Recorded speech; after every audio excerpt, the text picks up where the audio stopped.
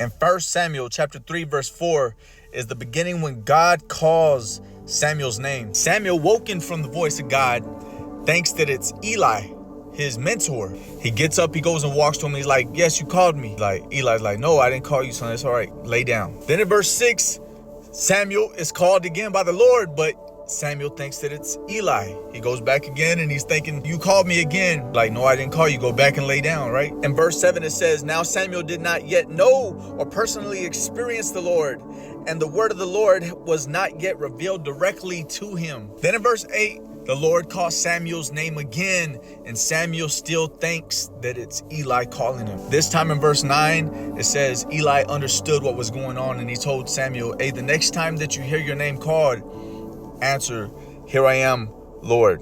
Speak to your servant, for he's listening, right?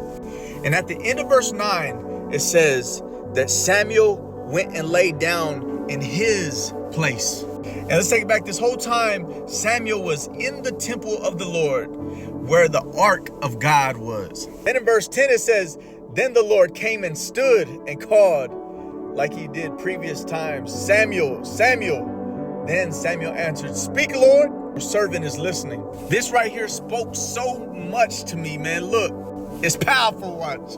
A lot of the times, God gives people a vision of what he wants them to do, what they're called to do while they're here on this earth, right? With their gifts, their talents. And we hear the call, and immediately we run like Samuel to man. We run like Samuel to Facebook, to social media, to people. We even try to do it ourselves, and we're constantly man, it doesn't work here. Man, it didn't work here. Man, it didn't work here. But I know that I'm called. I know what I'm hearing. I know that I hear the call of God on my life. And then you begin to think like, well, maybe I'm just hearing wrong. Maybe it's just wrong because it's not working out. Maybe this just can't be, because this is not what I'm hearing. This is not what I've seen in my mind. This is not the vision that God has given me, right? Every time that Samuel went and laid back down, it never was specific on where he laid, right? But at the end of verse 9, it said, Samuel now went and laid back in his place.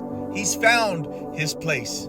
This whole time he's laying in the temple of the Lord, where the ark of God is, where the presence of God is. That's what happens when you stay in the presence of God. It's not looking like the way that it should, but man, I'm going to stay in the presence of God. In the presence of God, you will find your place. And the moment that you find who you are in God, you're able to realize this whole time it was God that has called me. God has called you, yes, but don't run and try to make it happen through man or through your own abilities or whatever it is, but stay. There's something we can learn very important from this, is that we stay connected to God until we hear God tell us what to do next. It's important that you don't be quick to just move on anything, but that you stay in his presence until you hear God give the instruction. Yes, he's called you, but wait for the instruction. God bless you, man. I pray that this really blessed somebody like it blessed me when I read this. God bless y'all.